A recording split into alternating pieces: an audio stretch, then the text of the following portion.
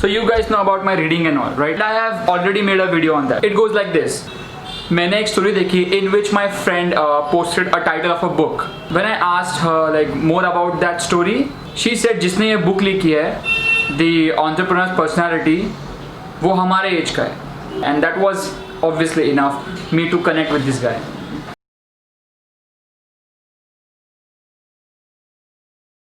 So, welcome Taran. Actually, I was looking forward to this interview, podcast, whatever you call it. Please introduce yourself over here, please.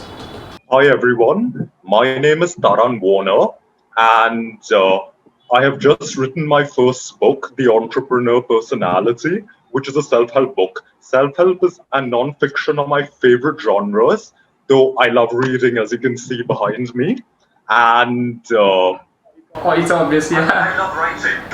And I love writing as well. So the written word is something I've always been in love with since I was a child, and it's always been my dream to write a book. So I finally did that.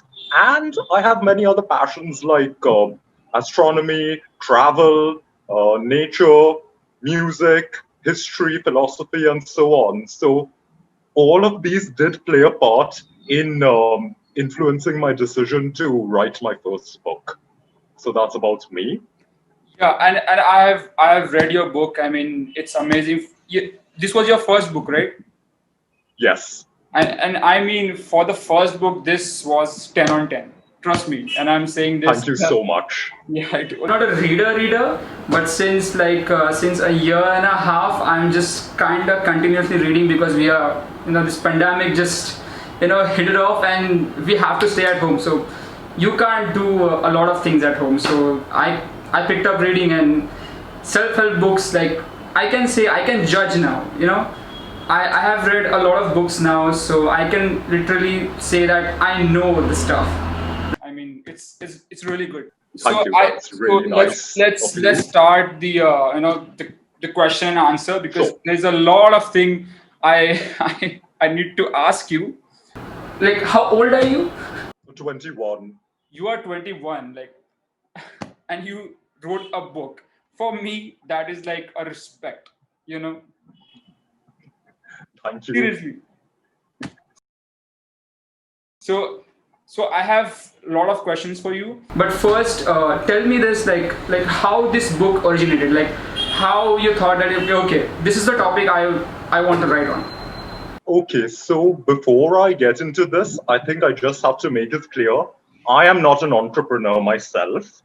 And I mean, I don't know if I will be one in the future. So again, people who may be viewing this and would want to read this book may be asking, you're not an entrepreneur. Why would you write a book like this? Yeah. But then, and even I have the same doubt in my head, the same inner critic was parroting this phrase to me when I got the idea. But I'm a strong believer in following your intuition. So I think last year, I just got this idea. What is the difference between an entrepreneur and a mere business person? What sets the two people apart? And that's when I started getting this idea, exploring what truly makes an entrepreneur. And I did more research into this, and I looked at speeches by many entrepreneurs like Elon Musk, Bill Gates, Steve Jobs, Ratan Tata, etc. Yeah. And I noticed they all had a number of common characteristics. So I thought it's these characteristics which sets an entrepreneur apart from a mere business person. And when I got this idea, I thought, you know what, I can write a book on this. My intuition told me, you need to write this book. And of course, I was doubtful. I constantly thought that nobody's going to read this. They're not going to take you seriously. But I thought, I have to try. And I have tried writing a book before. I've really tried to write a novel because novels are like my first main love. But I've not had so much success in that yet. I mean, let's see in the future what's in store. But when I went about writing the entrepreneur personality, the ideas flowed so seamlessly. So that's how it really began. And again, recent studies have shown that contrary to popular belief that entrepreneurs are purely analytical and very left-brained, Yeah. I mean, the studies have shown that an entrepreneur's mindset is more like an artist's than a manager's. Of course, there are certain analytical skills which are required to be an entrepreneur, but those aren't as important as your creativity and your imagination. And those skills can be learned at any point in your life. They're not that complicated that you need a degree for them. So when I went through all of these thoughts, that's what inspired me to write this book. Yeah. As you said that in your introduction only that you're not an entrepreneur, but this book is based on the observation. So tell me that. So tell me that the observation, like where did you start observing? Like can you just tell me which time frame you choose? Like how many years did you observe for this book? You know, not particularly for this book, but how much year you observed? So I mean, to be completely honest, I mean that this observation started at the big end of 2018, beginning of 2019, when I started watching Gary Vaynerchuk's videos, and I'm sure you know of him, and he's a huge inspiration to me. Yeah. I mean, he largely inspired me to write this book and go ahead with it and overcome my self-doubt. Yeah, just yeah, the theory of go and get it. You know, he has that. He has that. Yeah. So when obviously he's one of the biggest entrepreneurs in the world, and not because of his wealth, but because of his presence, because of the things he does. And that's what puts him in a league which I don't think anyone else has matched as of now. So when I saw his videos, I saw how he was bursting with passion when he talked. And as I observed the other videos, and around this time, so you can call this, you know, a divine coincidence or something. My father sent me Steve Jobs' Stanford commencement address, which is one of the best speeches of the. Hands down, hands down, hands down. I agree. I agree. And so I noticed these commonalities between them, and I decided let's check out other entrepreneurs, see what they have. So I started looking at more videos, and almost all of the big entrepreneurs, they're not blocks of wood. They're people who are full of life and energy and are passionate.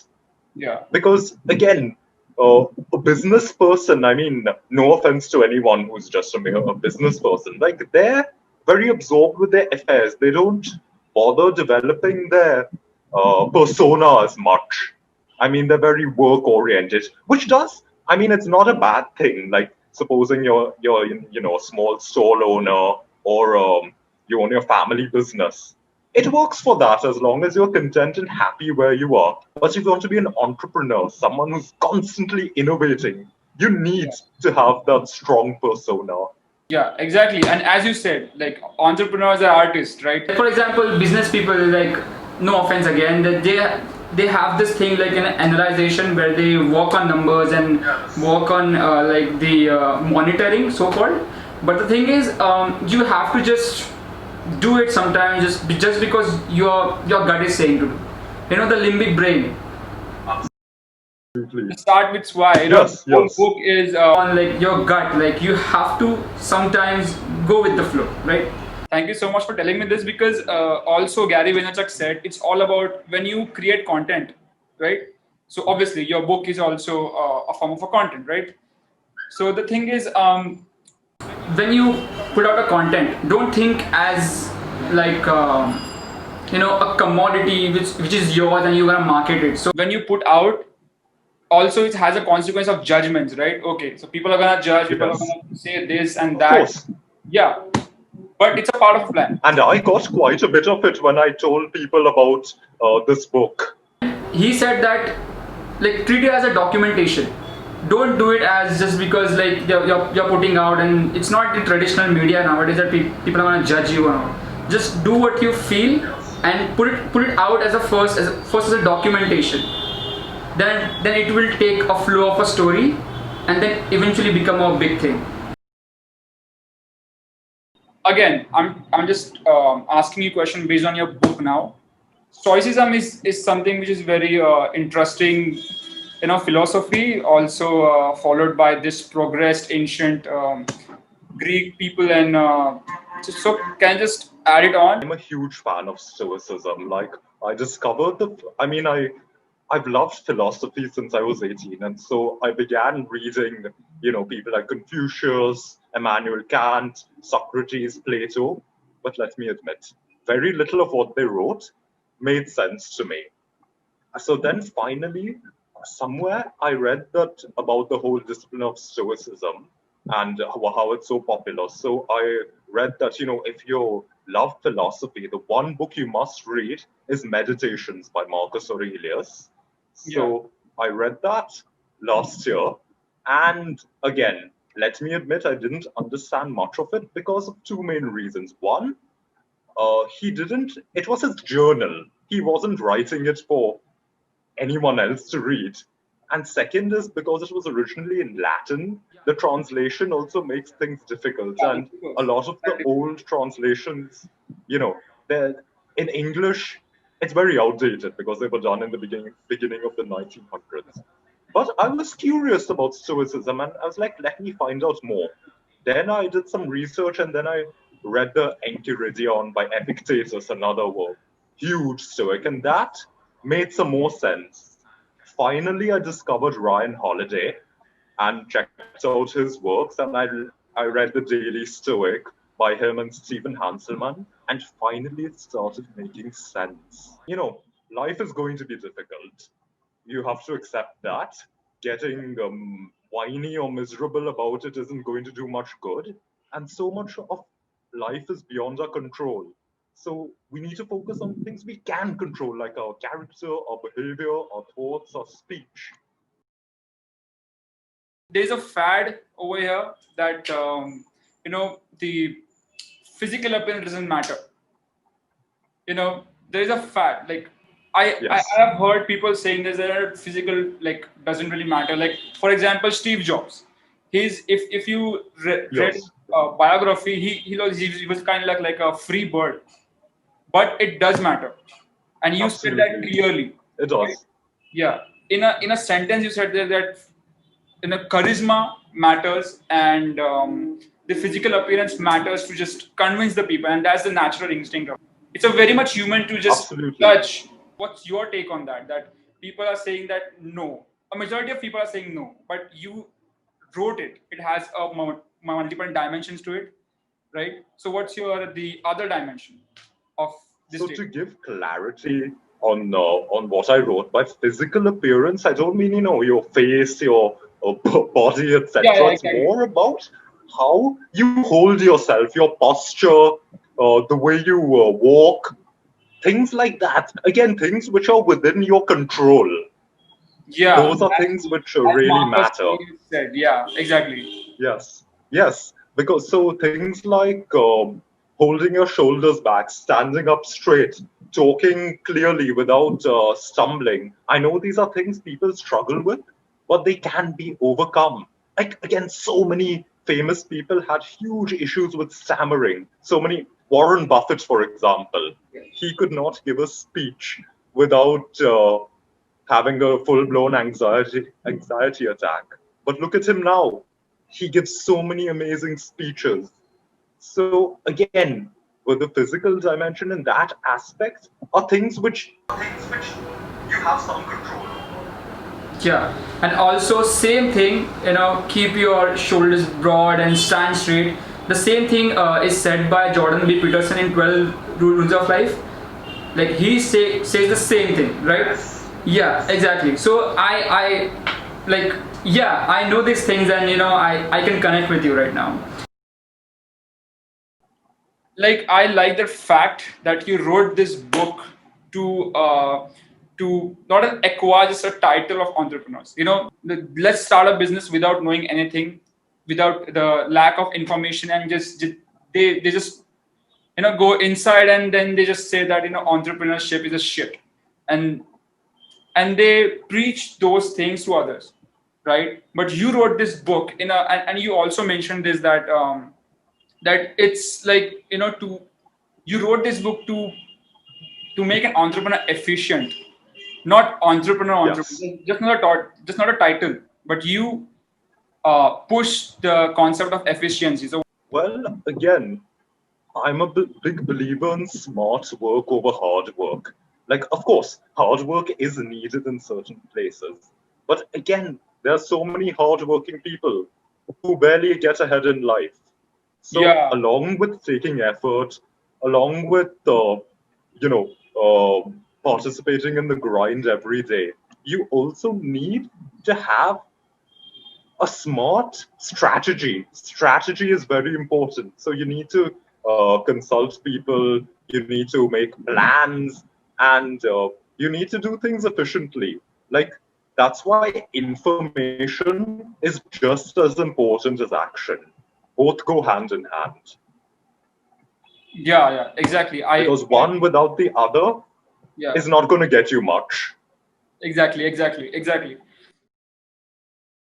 So the next I'm going to ask you that you said in this book that college isn't a necessity, right? But it's a choice, right? So so what's and I know this is a very controversial topic actually. Just a lot of people now think like seriously. I'm on a on a stage now where I'm confused about college and the self education for per se. I was in the last year. This buffer happened, and I read more and more books. I thought that in this like whatever is happening right now, I'm gonna take this opportunity to gain more and more knowledge. And I'm That's honestly gonna great. say this honestly gonna say this that I was just over here. I just literally agree with you that college is not a necessity but a choice. And I thought that so it affects on my exam, right? I was giving an exam and I was like, yeah, why I'm giving this. The same thing, I totally understand. yeah, that same thing 3 months before I was excited, for graduation, I just get out and I just score good marks. But after this buffer happened and the knowledge I gained, I was like, okay, what's your take on self education? So, if I can expand upon that statement as well. So, again, college is not a necessity. Like, let's be honest, Yeah, the totally. entire education system, which, as you've read in this book, I've critiqued it ruthlessly because it doesn't apply almost none of it in life. And whatever you're studying, like, let's say in a few exceptional cases, you're going to forget it and not remember it at all. So I'd say that you can be successful without college. I mean, we have plenty of examples, but it still has its advantages. Like, a degree can still be a good safety net in case nothing else works out, or you fall on Yeah. lean times, and you need to do something in between your projects or whatever. And another very important thing about college is networks. Like, you gain networks very easily, and those, I mean, there's this popular saying that your network is equal to your net worth. Yeah, So totally. again, the traditional education system, I'd say, for the most part, is a necessary evil. Like, it's not pleasant to go through, but it can give you advantages, and it does make things easier.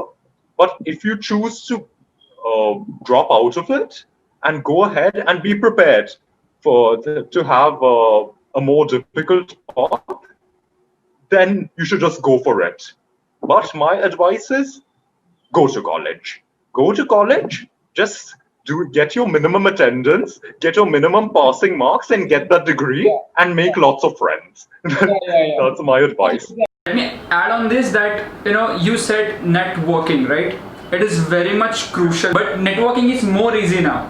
And if you're putting your work over there, so it's visible to all of us, right?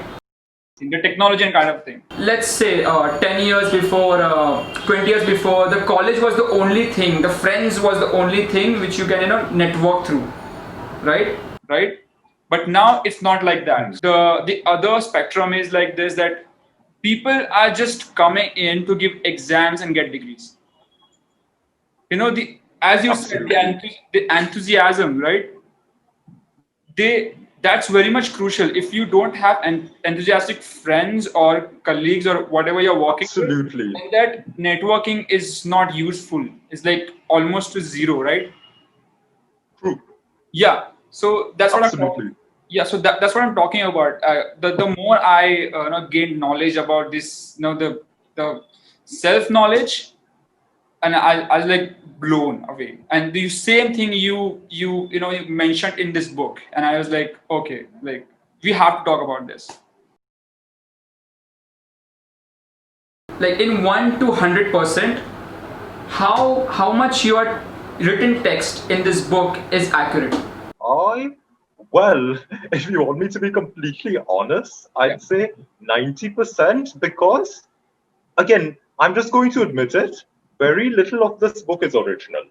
Yeah, And because that's the case with, I think. because it's on the observations, right? So yeah, Yes, it has to yes. be. Yeah, yeah. And Go the on. truth is, there are there are no original ideas anymore. All ideas that are there are just a reproduction of something somebody came up with many years ago, Yeah, and they're exactly. all over. but, but again, it depends on the way you express them, the way you present them. So, because these are all existing ideas, none of them are mine. I Yeah, would say it's very accurate. And of course, there's my own opinion as well on things. And it's the basics of all self development, self improvement, etc. I mean, there were many books which heavily influenced me, many people as well, many conversations I had. So, a combination of all of those culminated in this book. okay. So just tell me this. Like, let's talk about you now. So you wrote a book. I mean, for me, it's like I will not lie. Honestly, after these 2 years, after I started reading, I thought of myself like, okay, there will be a time then I will start writing a book, right? So that's why I was so eager to talk to you, because you're so young and you just went with your gut and you wrote a book. I mean, that's a big thing for me. So how do you like manage time? Because see, we are young. There is a distractions all over. The social media, the friends, there's the news, and we are so young because it's like biologically we are tend to give all of our energy and attention to those things, right? So how did you manage your time? And just tell me, like how did you manage your time? I think I'll first talk in the context of this book and then talk about time management in general. Yeah. So, I wrote most of this book in my third year of college, and by then I was relatively free. I mean, the subject which I took wasn't, English literature, wasn't a very taxing one. I didn't have to do a lot of studying, at least in my case personally, and I chose not to as well. And I wasn't doing a lot of extracurriculars and extracurricular activities in college. I was doing a few, but they weren't taking that much of my time. So I had a lot of free time on my hands. So it was in the bulk of my final year that I wrote this book. And then much of the editing I did during the lockdown period when that was there. So I had a lot of free time on my hands. So in that aspect, I was very, very fortunate. But coming to today, when I have many more responsibilities, so of course my schedule is pretty hectic. I mean, I've started with my PG diploma, and I have classes from 9 to 4 with a few breaks in between. Yeah. What I've realized now is that you need to prioritize the things you want to do. So let's say you're writing a book, you make it a priority. You write on a post-it or something and put it on your fridge. Say, I have to write this book, whatever its name is. And you look for chunks of time whenever you get them. And again, with a book, it's not an easy feat. Like, it looks really simple, but believe me, it's not. So the first step towards writing it, of course, is, writing, sitting down and writing each word. So to do that, just write whenever you can, even if it's absolute garbage. Yeah. Write it. Like, what worked for me was I made sure that I wrote a minimum of 200 words a day, even if I couldn't think of what to write, because one can always edit later. So, because consistency is the most important. Even if you write one sentence every day, I it's agree. better than nothing. Yeah. So just make sure you're consistent with whatever you do and do your best, because we all have things to do. We all have responsibilities that demand our attention. So it's important to prioritize, make it a goal, make it a habit. And again, it might take you time, but you will get there and you will be in that state of flow. So that's the advice I would give about time management. Just be consistent and take advantage of small chunks of time you have. Like your commute, for example. You can just take your phone's notepad and just type in, things, ideas that are in your head that you'd want to put in your book or anything else. So Yeah. that's my advice in that The, aspect. the book the book Ikigai also says about the flow, right? And maybe you know that, right? Yes. There is a lot of theories which says that just do it for a minute or two and you will get into a flow automatically, right? The same thing I did with my reading. That's great. Yeah, I am not a reader. Like, seriously, picking up a book was the biggest challenge for me. Biggest challenge. Like, in my schools, I struggled. Every time I struggled. But this 1.5 year, almost 2 years, it is like a changing for me. I decided that I will, like, even a page, but I will read a page a day, but I will finish this book. So it's difficult, and it's something you might be reluctant to do, but the benefits of it are My endless. amazing. Yeah, seriously. I mean, it's magical, It's I can't convert this into the words like And how. kudos to you for that. Like, it's a great feat. Yeah, yeah. And I tell people to do that, but they are like they make faces to me like, what are you saying? Like, how did you do that? And I don't know, but it's like this They're losing out.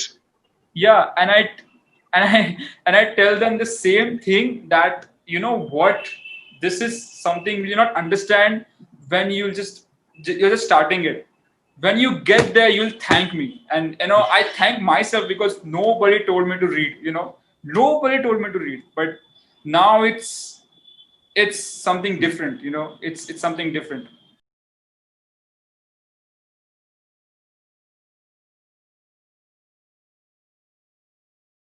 हम लोग ने ये सुना होगा that reading is important. If see, we are enthusiasts, right? Now you are an author now. Yes. Congratulations to that. And now I'm a good reader. But Thanks. it has to be a different dimension to it, right? That why is it important? It's not about technicality. Let's not speak about Of course, I the will perks of gladly. that. But why should we start? In front of you, I'm just a noob. Okay. What's more? You. Seriously. So tell me, like, what's more to that? Okay, so I'll start with something that one of my professors, Jerry Pinto, who's one of India's biggest novelists, something that he tells all the classes that he takes, all the batches that he takes each year. This is what he says about reading, and he's a legend. Like, among Indian authors, he's like one of the top few. So this is what he says about reading. When you read, I mean, I'm kind of paraphrasing it. So, Jerry, if you're watching this, my apologies if I get some of your words wrong. So, anyways, Mr. Jerry Pinto, he says this, and the flat, featureless plane of your mind, when you read a book, you're planting a seed. So Okay. as you read more books, you plant more seeds. And the more you read, the more seeds are planted in your mind. And soon, after years of reading, you will have a forest in your mind. Not just a forest, an ecosystem. There will be animals running around. Your mind will go from an arid plain to a rich ecosystem, a proper jungle.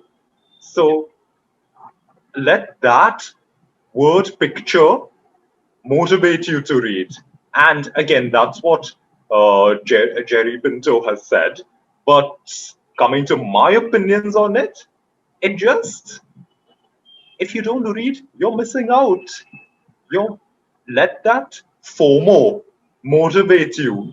Like you learn how to, I mean, through reading, you are getting access to all of humanity's recorded knowledge from the beginning of time, possibly from the beginning of the written word, at least. Thank you for saying this, the analogy of ecosystem and the forest, because this is the first time I came across Yeah, this. thank Mr. Jerry Pinto for that. Yeah, sure. And if he's watching this, I don't know, but if he's watching this, thank you so much, because it opened my mind right now. I felt it. And if I can add one last thing, Yeah, sure. when you read, just don't stick to a particular genre. Like now, I'm going to come in with an analogy of my own. Your what you read, let's call it a reading diet. It's just like a physical diet. Yeah. Let's say self-help books are protein. If you're just eating a diet of protein, sure, you'll have strong muscles, you'll have strength and endurance, but your organs will not function properly. Yeah, exactly. And that is the kind of mindset that not just entrepreneurs should have, but everyone who wants to be successful and to grow in their life. And I really wish that your book will do like really good, because I read it personally. Thank you. And I loved it, seriously. And thank you so much to joining with me, because it opened. My pleasure. Thank you for having me. It literally it opened a lot of gates, because it feels really good when a new perspective comes towards me. Like, I'm seeker for information. I will be and I'm getting worse, by the way, in a good way. But it's getting like, yeah, I'm happy with that, so no regrets, right? Whenever I'm going to write a book, I'm going to ask you, so bear with me. I'll be so happy to help you with that. Yes. Thank you for having me. It really means a lot. This was actually my first podcast appearance. So this is definitely a very special moment for me as well. So I'm really grateful for this. And good luck to you for your future videos as well. Yeah, thank you so much. And you have all rights to enjoy it. Go celebrate. Even I'm going to celebrate after my first podcast. Yes. Thank you so much. Thank you so much for having, thank you so much for coming here. See you, okay? See you the other side. All right. Yeah. Bye. Bye.